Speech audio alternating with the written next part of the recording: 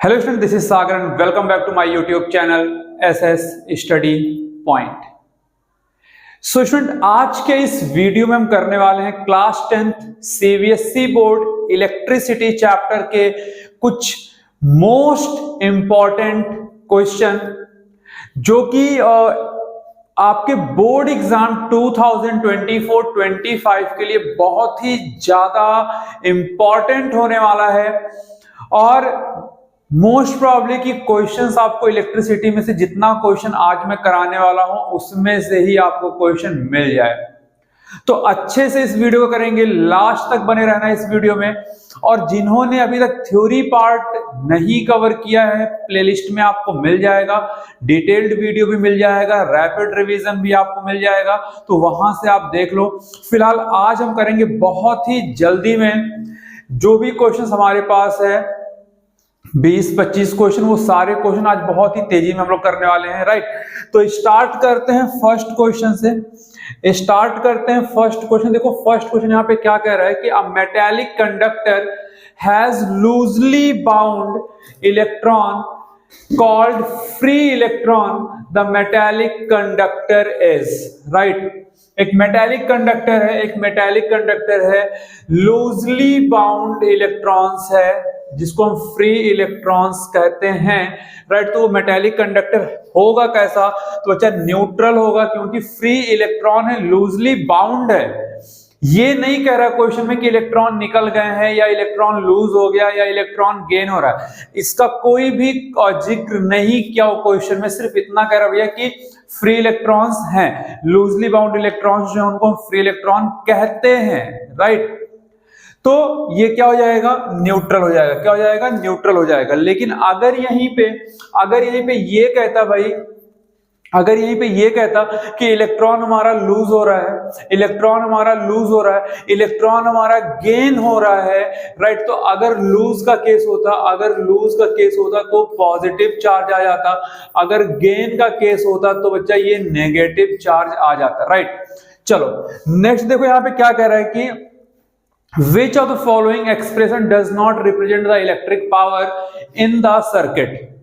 इनमें से, इन चार ऑप्शन में से कौन सा रिलेशन, कौन सा एक्सप्रेशन जो इलेक्ट्रिक पावर को रिप्रेजेंट नहीं करता है? तो मैंने अभी रैपिड रिवीजन वाले क्लास में भी मैंने बताया था, डिटेल्ड वीडियो मैंने बता रखा है कि P = W/T। एक तो फॉर्मूला ये होता है, दूसरा क्या होता है P = VI, तीसरा क्या होता है P = I²R, एंड चौथा क्या होता है P = V²/R।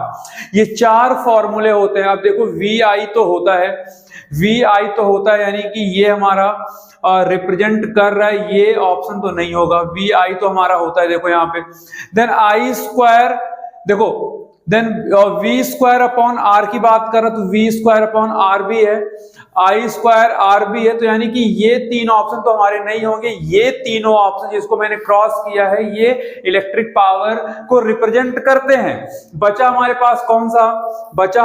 यहाँ पे कौन सा? I²R, तो यानी कि I²R इलेक्ट्रिक पावर को रिप्रेजेंट नहीं करता है, ये हमारे पास चार फॉर्मूले देख लेना है। राइट, चलो आगे बढ़ते हैं। क्वेश्चन नंबर 3 जरा देखो बच्चे, यहाँ पे क्या कह रहा है क्वेश्चन नंबर 3 कि रजिस्टिविटी, पूरा वीडियो आ रहा है कि नहीं आ रहा है? यस, क्वेश्चंस पूरे आ रहे हैं। Okay, good. Resistivity of metallic wire depends on, ये वायर है बच्चे, ये क्या है? वायर है, यहाँ पे वॉइस लिखा गया, क्या है? वायर। राइट, तो resistivity of metallic wire depends on, मैंने बता रखा बच्चा कि रजिस्टिविटी की बात कर रहा है। रजिस्टिविटी किस पे डिपेंड करता है? नेचर ऑफ मटेरियल, यानी कि डी ऑप्शन सही हो जाएगा। नेचर ऑफ मटेरियल, तो डी ऑप्शन सही हो जाएगा। राइट, चलो नेक्स्ट क्वेश्चन क्या है कि अ wire of resistance R is cut into 5 equal pieces। कह रहा भाई कि ये हमारे पास एक वायर है जिसका रेजिस्टेंस R है, जिसका रेजिस्टेंस कितना है? R है। कह रहा इसको 5 इक्वल पार्ट में कट कर रहे हैं, तो 1 2 3 4 एंड 5, तो 5 इक्वल पार्ट में कट करते कितना हो जाएगा? R/5। ये भी कितना हो जाएगा? R/5। ये भी r/5, ये भी r/5 और ये भी कितना हो जाएगा r/5। These pieces are connected in parallel, तो और इक्विवेलेंट रेजिस्टेंस को क्या बोल रहा है r डैश बोल रहा है, राइट। तो अगर हम यहाँ पे 1/r डैश अगर निकालते हैं तो कितना हो जाएगा 1/r/5 प्लस 1/r/5। इनको पैरेलल में कनेक्ट कर रहे बच्चे, तो पैरेलल के लिए हम ये चीजें यूज करते हैं, हमने ऑलरेडी एक्सप्लेन कर रखा है चीजों को। r/5 और ये कितना हो जाएगा r/5। अब देखो 1/r डैश कितना हो जाएगा, ये रेसिप्रोकल होके ये सब ऊपर पहुंच जाएंगे तो कितना हो जाएगा 5/r, कितना हो जाएगा बच्चे 5/r plus 5/r plus 5/r plus 5/r and plus 5/r। अब देखो यहाँ पे r हमारा क्या है, यहाँ पे r हमारा क्या है एलसीएम हो जाएगा, r हमारा क्या हो जाएगा एलसीएम, ऊपर क्या बचेगा बच्चे 25 बचेगा, ऊपर क्या बचेगा 25 बचेगा। क्या हमें क्या बताना है, रेशियो बताना है r/r डैश का। तो देखो अगर हम यहाँ से सिंपली क्या निकाले, अगर हम यहाँ से 1/r डैश की वैल्यू 25/r है, तो अगर हम r डैश निकालेंगे तो कितना हो जाएगा 25/r हो जाएगा, कितना हो जाएगा 25/r हो जाएगा, राइट। हमें निकालना क्या है r/r डैश, तो ये हो जाएगा r/1, इसको कर दो सिंपली, और ये हो जाएगा कितना 25 कितना ये हो जाएगा कितना बच्चे 25। अच्छा ये देखो ये हमारे पास क्या है, ये एलसीएम तो हमारा r यहाँ पे आ गया, ये हो गया 25। तो यहाँ पे जब हम r डैश निकालेंगे, देखो यहाँ पे मैंने थोड़ा सा गलती लिखी, यहाँ पे अगर हम r डैश निकालेंगे तो कितना हो जाएगा ये r/25, ये कितना हो जाएगा r/25 हो जाएगा, राइट, r/25। तो देखो जब यहाँ पे हम वैल्यू पुट करेंगे तो आप देखो ये तो हमारा क्या है r, और r डैश की वैल्यू कितनी है r/25, ये कैंसिल आउट हो जाएगा और ये ऊपर पहुंच जाएगा, तो कितना आ जाएगा 25, कितना आ जाएगा 25, यानी कि ऑप्शन नंबर डी क्या है करेक्ट, ऑप्शन नंबर डी क्या है बच्चे करेक्ट, राइट। चलो नेक्स्ट क्वेश्चन देखते हैं, यहाँ पे क्वेश्चन नंबर 5 कह रहा था resistance of the conductor is r, if its length is doubled then its new resistance will be। कह रहा है भैया कंडक्टर का जो रेजिस्टेंस है वो r है, तो आप देखो r is equal to rho L upon A हमने पढ़ रखा है, राइट। कह रहा है कि अगर हम लेंथ को डबल कर दें, अगर हम लेंथ को क्या कर दें डबल कर दें, तो r डैश कितना हो जाएगा रो 2l अपॉन ए। देखो सिर्फ और सिर्फ यहाँ पे लेंथ की बात कर रहा है कि लेंथ को हम डबल करें, तो हमने 2l लिख दिया। अच्छा अब जरा यहाँ पे देखो कि क्या 2 को हम इधर पहले लिख सकते हैं, देन रो l अपॉन ए, ये चीज हम लिख सकते हैं यहाँ पे। अच्छा देखो यहाँ पे रो l अपॉन ए है क्या, रो l अपॉन ए है क्या, सिंपली r। देखो यहाँ पे तो इसको हम लिख सकते हैं क्या 2r, यानी कि जो न्यू रेजिस्टेंस हमारे पास आ जाएगा वो कितना आ जाएगा 2r आ जाएगा। क्या आ जाएगा बच्चे 2r आ जाएगा। तो कौन सा ऑप्शन यहाँ पे सही है, कौन सा ऑप्शन यहाँ पे सही है, देखो कौन सा ऑप्शन यहाँ पे सही है, बी ऑप्शन यहाँ पे क्या है सही है, बी ऑप्शन क्या है यहाँ पे सही है, राइट। चलो अगला क्वेश्चन जरा देखो, अगला क्वेश्चन जरा देखो यहाँ पे क्या कह रहा है कि a student carries out an experiment and plot the VI graph of 3 samples of nichrome wire with resistance R1, R2 and R3 respectively as shown in the figure। Figure यहाँ पे है नहीं, कह रहा which of the following is live, right. देखो यहाँ पे figure में यहाँ पे बना दे रहा, देखो फिगर कुछ इस तरीके से था, फिगर कुछ इस तरीके से था, ये क्या था V एंड I एंड ये हमारा क्या था R1 देन R2 देन क्या था यहाँ पे R3, यहाँ पे क्या था R3 था, राइट। और यहाँ पे कुछ हमारे पास 4 ऑप्शन थे, यहाँ पे कुछ 4 ऑप्शन थे कि R1 is greater than R2 is greater than R3। Second option क्या था R1 is less than R2 is less than R3। Third option क्या था R1 is equals to R2 is equals to R3 and fourth क्या था none of these, none of these. तो इसमें से कौन सा ऑप्शन सही होगा, इसमें से कौन सा ऑप्शन सही होगा, राइट। तो देखो मैंने ऑलरेडी यहाँ पे बता रखा था भैया कि जो v के जो पास होगा ना वो सबसे बड़ा होगा, v के पास जो होगा ना वो सबसे बड़ा होगा, एंड देन फिर डिक्रीजिंग ऑर्डर में आएंगे, फिर डिक्रीजिंग ऑर्डर में आएंगे, यानी कि r सबसे बड़ा होगा, R2 उससे छोटा होगा, एंड R3 क्या होगा, उससे छोटा होगा। तो यानी कि हमारा पहला ऑप्शन क्या हो जाएगा, करेक्ट हो जाएगा। पहला ऑप्शन क्या हो जाएगा, करेक्ट हो जाएगा, राइट। पहला ऑप्शन क्या हो जाएगा, करेक्ट हो जाएगा। ये ध्यान रखना कि जो V के पास जो होगा एलिमेंट वो सबसे बड़ा होगा, एंड देन डिक्रीजिंग ऑर्डर में, देन कौन से ऑर्डर में, डिक्रीजिंग ऑर्डर में हम आएंगे। ये ध्यान रखना, डिक्रीजिंग ऑर्डर में हम यहाँ पे आ जाएंगे, राइट। चाहे V हमारा यहाँ पे हो चाहे यहाँ पे हो। चलो अगला क्वेश्चन जरा देखते हैं, अगला क्वेश्चन जरा देखते हैं यहाँ पे, क्वेश्चन नंबर 7। क्वेश्चन नंबर 7 जरा देखो क्या कह रहा है, क्वेश्चन नंबर 7 जरा देखो यहाँ पे क्या कह रहा है कि the nature of the graph between potential difference and the electric current flowing through a conductor is। तो आप देखो कि जो हम VI ग्राफ बनाते हैं, वो कुछ ऐसा बनता है हमारा, वो कुछ इस तरीके से प्लॉट होता है, यानी कि ये हमारा कौन सा लाइन है, स्ट्रेट लाइन है। ये कौन सा लाइन है, स्ट्रेट लाइन, यानी कि कौन सा ऑप्शन सही हो जाएगा, सी ऑप्शन सही हो जाएगा। क्या हो जाएगा, सी ऑप्शन क्या हो जाएगा, सही हो जाएगा, राइट। चलो नेक्स्ट क्वेश्चन है, देखो name the device that helps to maintain the potential difference. देखो पोटेंशियल डिफरेंस को मेंटेन करने के लिए कौन सा डिवाइस हम यूज करते हैं, तो बच्चा सेल यूज करते हैं। क्या यूज करते हैं, सेल यूज करते हैं, राइट।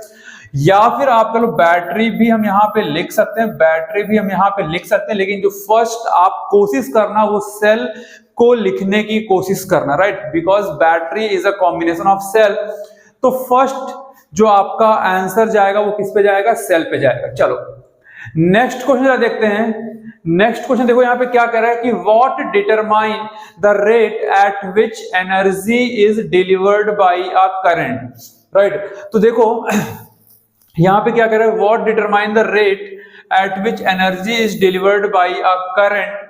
तो देखो हमने एक पावर का, मैंने एक डेफिनेशन पढ़ाया था कि पावर का होता है रेट ऑफ डूइंग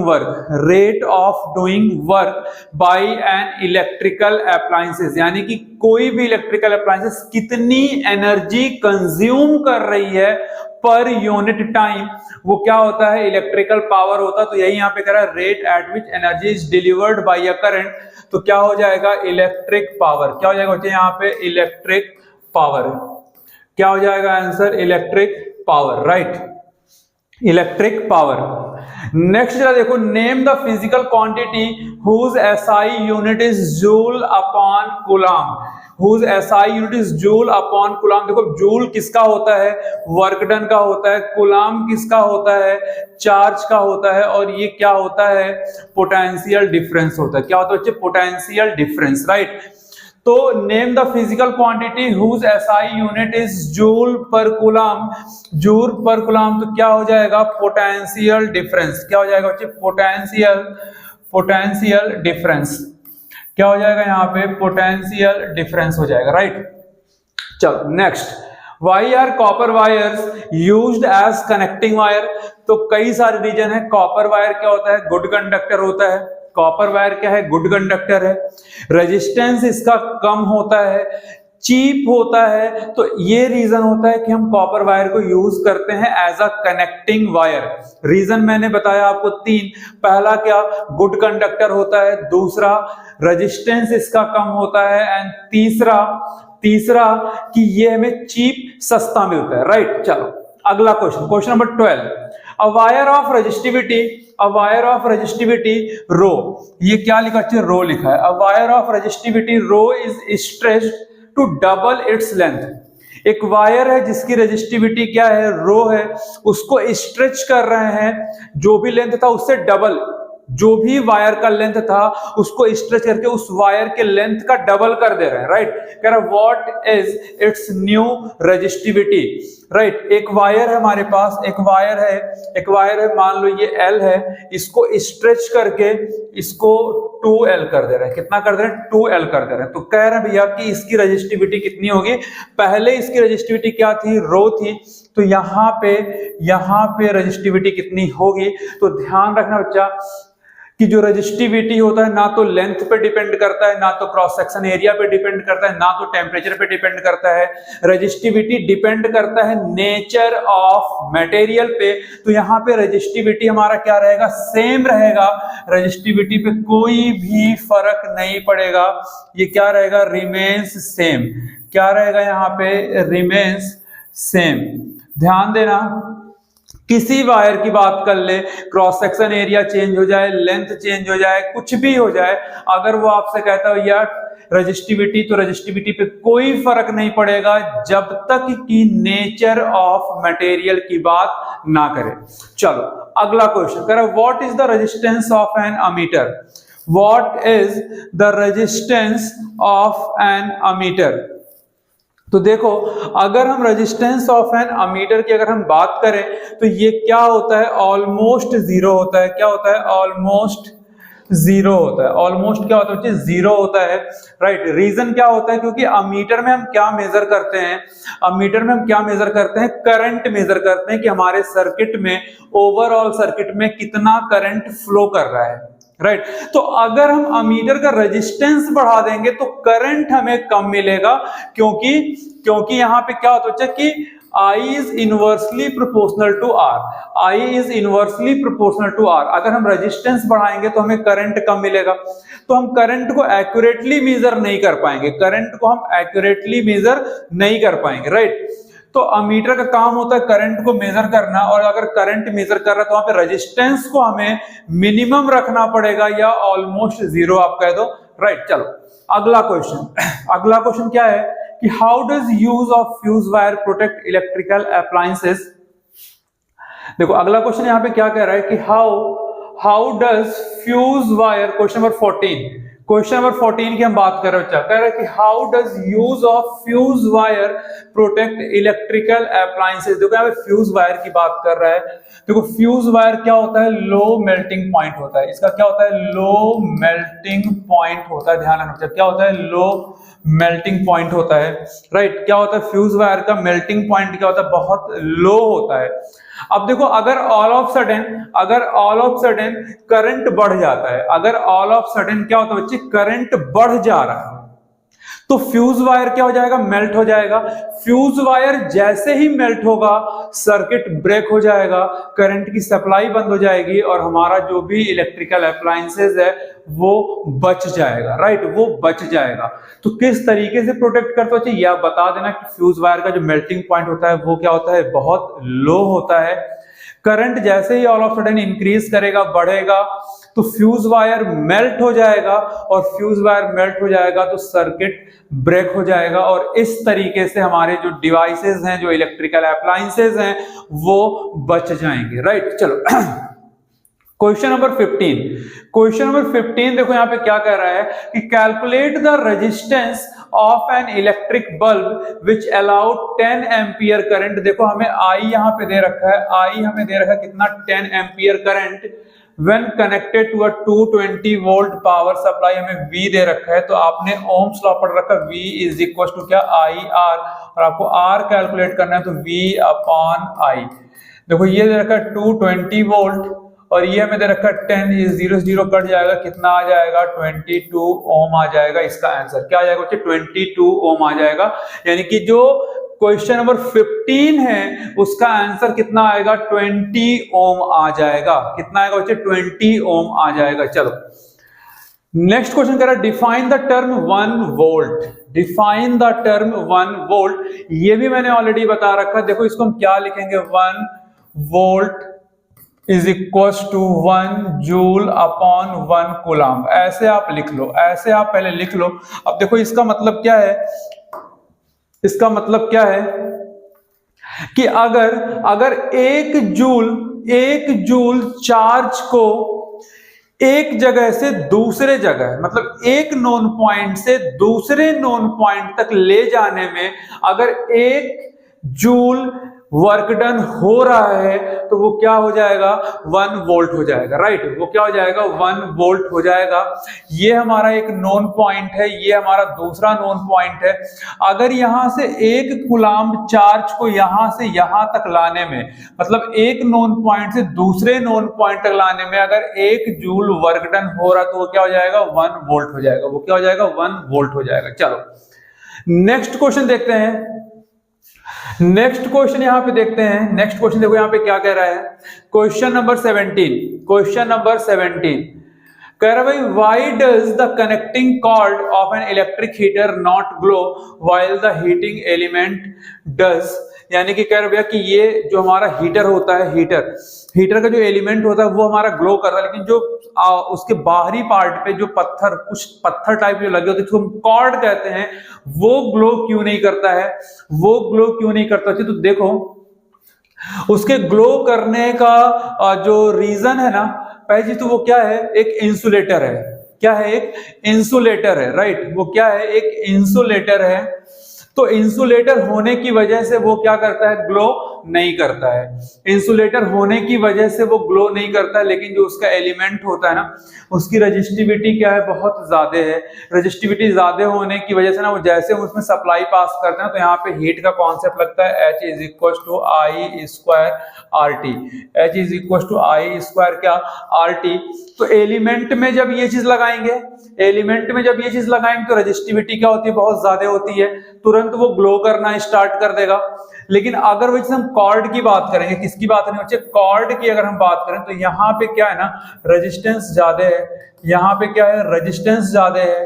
रेजिस्टेंस ज्यादा है, करंट हमारा फ्लो नहीं करेगा, करंट हमारा उसके अंदर फ्लो नहीं करेगा, क्योंकि वो एक इंसुलेटर है। इस वजह से वो ग्लो नहीं करता, इस वजह से वो ग्लो नहीं करता। चलो अगला क्वेश्चन देखो, अगला क्वेश्चन, क्वेश्चन नंबर 18।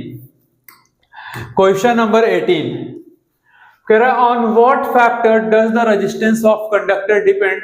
देखो किस किस फैक्टर पे कह रहा भैया कि रेजिस्टेंस ऑफ कंडक्टर डिपेंड करता है। तो देखो पहला R is directly proportional to length of conductor. R is directly proportional to length of conductor. दूसरा क्या होता है, R is inversely proportional to cross section area. R is inversely proportional to cross section area of conductor, right? And third क्या है, R is directly proportional to temperature. Right. तो ये 3 चीज पे डिपेंड करता है, 3 फैक्टर पे डिपेंड करता है। लेंथ के डायरेक्टली प्रोपोर्शनल होगा, cross section area of conductor के इनवर्सली प्रोपोर्शनल होगा, एंड थर्ड क्या है, टेम्परेचर के डायरेक्टली प्रोपोर्शनल होगा। तो ये हो जाएगा क्वेश्चन नंबर 18 का आंसर, ये हो जाएगा क्वेश्चन नंबर 18 का आंसर। चलो question number 19, calculate the number of electron consisting of 1 coulomb of charge. Calculate the number of electron consisting of 1 coulomb of charge. तो देखो 1 कूलम्ब ऑफ चार्ज हम कैसे कैलकुलेट करेंगे, हमें पता चल गया Q is equal to N into E। Q is equal to N into E होता है। कह रहा भैया 1 कूलम्ब चार्ज है N, एंड 1 इलेक्ट्रॉन कितना होता है, 1.6 into 10 to the power minus 19। तो n इज इक्वल टू कितना हो जाएगा, 1 अपॉन, ये मल्टीप्लाई में इधर आके divide, 1.6 into 10 to the power minus 19। इसको सॉल्व करके आंसर कमेंट करो, इसको सॉल्व करके आंसर कमेंट करो कि कितने नंबर ऑफ इलेक्ट्रॉन्स होंगे। सॉल्व करके आंसर जल्दी से कमेंट करो कि कितने नंबर ऑफ इलेक्ट्रॉन यहाँ पे होंगे, राइट। चलो अगला क्वेश्चन क्या है, what does an electric circuit means. What does an electric circuit means? तो मैंने ऑलरेडी बता रखा कि इलेक्ट्रिक सर्किट क्या है, कॉन्टिन्यूअस पाथ होता है जहां से करंट हमारा फ्लो करता है। इलेक्ट्रिक सर्किट एक कंटिन्यूअस पाथ होता है जहां से करंट हमारा फ्लो करता है, लेकिन करंट हमारा फ्लो कब करेगा, जब सर्किट हमारा कंप्लीट होगा। जब सर्किट हमारा कंप्लीट होगा, सर्किट कंप्लीट होने का मतलब क्या होता है कि सारी चीजें कनेक्टेड होंगी, की हमारा ऑन होगा, तो वो एक हमारा कंप्लीट सर्किट होता है। तो अगर कंप्लीट सर्किट है तो करंट को अलाउ करेगा, करंट हमारा पास करेगा। राइट। तो अगर आ जाता भैया कि इलेक्ट्रिक सर्किट है क्या, तो electric circuit is a continuous path जहां से करंट हमारा क्या करता है, फ्लो करता है when it is completed, it is means when circuit is completed, right. चलो अगला question, ammeter burns out when connected in parallel, give reason. तो आप देखो कि अमीटर का जो रेजिस्टेंस होता है, बच्चे वो क्या होता है, वेरी लो, हम ऑलमोस्ट जीरो मान के चलते हैं, राइट। तो अमीटर का रेजिस्टेंस बहुत कम होता है और जब इसको आप पैरेलल में कनेक्ट करेंगे तो large amount of current flow करना स्टार्ट कर देगा, एक large amount of current flow करना स्टार्ट कर देगा, राइट। और जिसकी वजह से ये क्या हो जाएगा, बर्न हो जाएगा, चलो अगला क्वेश्चन देखो यहाँ पे क्या कह रहा है, कि जज the equivalent resistance when the following are connected in parallel. कह रहा है कि when the following are connected in parallel, पहला केस क्या कह रहा है कि equivalent resistance of 1 ohm and 10 to the power 6 होगा। बच्चे यहाँ पे 6 नहीं होगा, ये 10 to the power 6 यहाँ पे होगा और ये 3 यहाँ पे होगा, 10 to the power क्या होगा, 3 होगा, राइट। तो कह रहा कि अगर इन दोनों रेजिस्टेंस को अगर हम पैरेलल में कनेक्ट कर दें तो इक्विवेलेंट रेजिस्टेंस क्या होगा। तो देखो अगर हम 1/r इक्विवेलेंट निकालें तो ये हो जाएगा 1/1 plus 1/10 to the power -6, sorry 10 to the power क्या 6। इसको जरा ऊपर लेके जाओ तो ये तो 1 रह जाएगा प्लस 10 to the power -6 हो जाएगा, और -6 क्या है, बहुत छोटा अमाउंट है। 10 to the power -6 क्या है, बहुत छोटा है, राइट। क्या है, बहुत छोटा रेजिस्टेंस है। तो इसको हम नेग्लेक्ट कर देंगे तो क्या आ जाएगा आंसर, 1 ओम आ जाएगा, R इक्विवेलेंट 1 ओम आ जाएगा, राइट। अच्छा दूसरा केस देखो यहाँ पे क्या कह रहा है भैया, अगर हमारा रेजिस्टेंस 1 ओम हो, 10 to the power 3 and 10 to the power 6 हो, तब रेजिस्टेंस कितना आएगा। तो देख लो भैया, इसको भी यहाँ पे देख लो। तो अगर हम 1/r इक्विवेलेंट अगर हम निकालते हैं तो 1/1 plus 1/10 to the power 3 plus 1/10 to the power -6। अब देखो अगर हम यहाँ से R इक्विवेलेंट निकालें तो ये तो 1 ओम हो जाएगा, ये 10 to the power -3 plus 10 to the power कितना, -6। अब देखो अगेन ये जो दोनों ये क्या है, नेग्लेक्टेड है, बहुत छोटा रेजिस्टेंस है जिसको हम नेग्लेक्ट कर देंगे। तो इस केस में भी जो हमारा आंसर आएगा वो कितना आ जाएगा, 1 ओम आ जाएगा। क्या आ जाएगा, 1 ओम आ जाएगा, राइट। चलो अगला क्वेश्चन देखो, क्वेश्चन नंबर 24। देखो 24 क्या कह रहा है, नहीं क्वेश्चन नंबर 23 कह रहा है an electric iron of resistance 20 ओम। कह रहा है ये रेजिस्टेंस हमें दे रखा है 20 ohm, takes a current of 5 ampere, हमें करंट दे रखा है 5 ampere. Calculate the heat development in 30 second, हमें यहाँ पे टाइम भी दे रखा है। तो आप देखो कि हमें R पता है, I पता है और T पता है, हीट हमसे पूछ रहा है, कैलकुलेट द हीट डेवलपमेंट। तो हमें बच्चा रिलेशन पता है, H is equal to I square RT।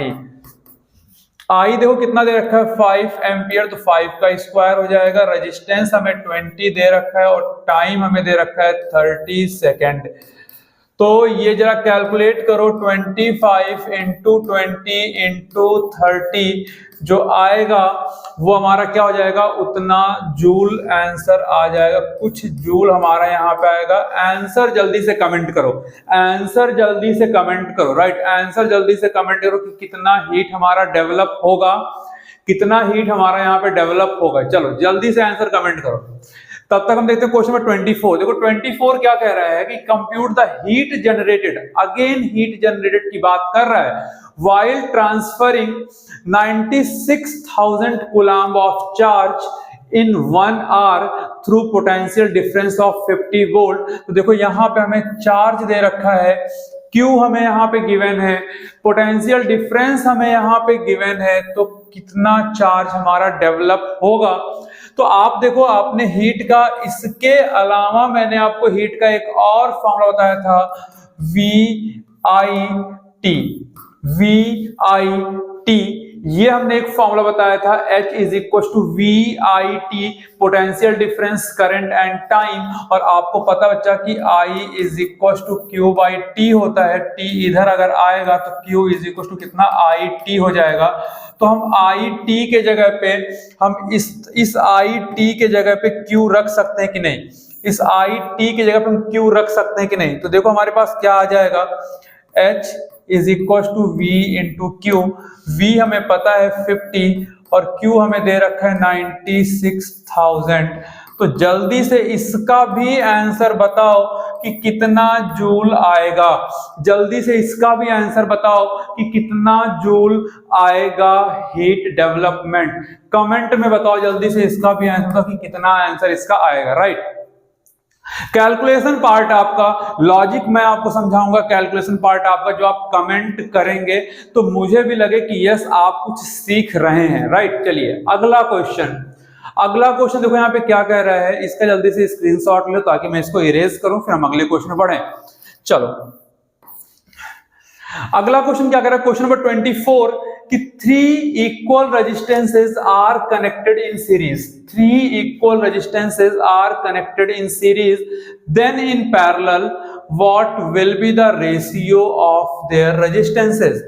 Right, देखो कह रहा है भाई हमारे पास 3 इक्वल रेजिस्टेंस है, 3 इक्वल रेजिस्टेंस है, पहले इनको सीरीज में कनेक्ट किया जा रहा है, देन पैरेलल में कनेक्ट किया जा रहा है। तो कह रहा है भाई कि इनका रेशियो क्या होगा। तो देखो अगर मैं यहां पे बनाऊं भैया, ये हमारे पास क्या है, ये हमारा पहला फिगर, ये हमारा क्या है पहला फिगर, इसको हम सिंपली किसी सप्लाई से कनेक्ट कर दे बच्चा। ये हमारा क्या है कि ये क्या है R1 R2 एंड R3। लेकिन यहां पे एक चीज क्या कह रहा है कि क्या है, 3 इक्वल रेजिस्टेंसेस। इक्वल रेजिस्टेंस मतलब क्या कि R1 हमारा कितना है, R1 हमारा कितना है, R है, ये भी कितना है R, ये भी R है, और R3 भी कितना है R है। पहला कंडीशन तो ये दे रखा है, एक रफ डायग्राम है, ये इसका ध्यान देना। एंड कह रहा है कि भैया यहीं पे ना हम इसको बाद में क्या पैरेलल कनेक्ट किया जा रहा है, कैसा पैरेलल कनेक्ट किया जा रहा है, इसको बाद में ना पैरेलल कनेक्ट किया जा रहा है। तो पैरेलल का भी एक फिगर हम यहाँ पे बना के देख लेते हैं। ये हमारा हो गया सेल, ये हो गया की, और ये हो गया कनेक्ट। यहाँ पे भी कह रहा है कि ये भी रेजिस्टेंस सेम है, R और R। कह रहा है इन दोनों का रेशियो। तो जरा यहाँ पे अगर हम R निकालते हैं, R इक्विवेलेंट, अगर हम यहाँ पे R इक्विवेलेंट निकालें तो कितना आ जाएगा, R प्लस R, ये हो जाएगा 3R, ये हो जाएगा 3R। और अगर हम यहाँ पे R डैश इक्विवेलेंट अगर हम निकाल रहे हैं बच्चे, तो ये हो जाएगा कितना, 1/R plus 1/R plus 1/R, तो 1/R इक्विवेलेंट, राइट। चलो तो 1/R इक्विवेलेंट, देखो R इक्विवेलेंट डैश कितना आएगा, ये R हमारा क्या हो जाएगा एलसीएम, तो ये हो जाएगा 3/R। तो अगर हम यहां से R इक्विवेलेंट डैश निकाले तो ये कितना हो जाएगा R/3, कितना आ जाएगा R/3। तो ये सीरीज का हो गया R इक्विवेलेंट, ये पैरेलल का हो गया R इक्विवेलेंट। कह रहे what will be the ratio, ratio कितना होगा। तो अगर हम बच्चे यहां पे निकाले R equivalent upon R dash equivalent, तो देखो R इक्विवेलेंट कितना है 3R है, इसको 3R/1 हम लिख सकते हैं, अपॉन ये कितना है R/3, ये यहां मल्टीप्लाई करेगा, ये यहां मल्टीप्लाई करेगा। तो देखो 3R into 3 upon R into 1, ये R से R कट जाएगा, आंसर कितना आ जाएगा 9:1। रेशियो कितना आ जाएगा 9:1, 9:1, आंसर कितना आ जाएगा 9:1। चलो इसको स्क्रीनशॉट ले लो, इंपॉर्टेंट है, अच्छा क्वेश्चन। चलो आगे हम देखते हैं क्वेश्चन नंबर 25। क्वेश्चन नंबर 25 कह रहा है कि 2 cube A and B are of the same material, the side of B is thrice as that of A, find the ratio of RA upon RB. Find the ratio of RA upon RB. दो cube हमारे पास है A and B, same material का बना हुआ है। जो side B है is thrice as that of A। तो हमें क्या बताना है, रेशियो बताना है बच्चा। क्या बताना है, रेशियो। तो आप देखो कि अगर हम यहाँ पे RA की बात करें, RA की अगर हम यहाँ पे बात करें तो क्या हो जाएगा, रो L अपॉन A हो जाएगा, रो L अपॉन A हो जाएगा फॉर्मूला। B की अगर हम बात करें, RB अगर हम यहाँ पे निकालें तो देखो क्या कह रहा है कि जो B है ना वो थ्राइस, जो B का साइड है, मतलब क्या साइड हम लेंथ से मेजर करेंगे, साइड को क्या लेंथ हम मान के चलेंगे, साइड को क्या हम लेंथ मान के चलेंगे, राइट। कह रहा है वो थ्राइस ऑफ A है, तो यानी कि रो इंटू 3L अपॉन कितना A हो जाएगा, 3L अपॉन कितना हो जाएगा, A हो जाएगा। तो इसको हम सिंपल सा ऐसे लिख सकते हैं 3 रो L अपॉन A। हमें रेशियो बताना है तो RA अपॉन RB, ये चीज हमें बताना है। तो देखो RA कितना है, rho L upon A upon 3 rho L upon A। देखो ये पूरा कट जाएगा, कितना बचेगा 1/3, दैट इज 1:3। कितना आ जाएगा, 1:3 आ जाएगा, राइट। चलो question number 26, question number 26, what happened to the current in a circuit if its resistance is doubled.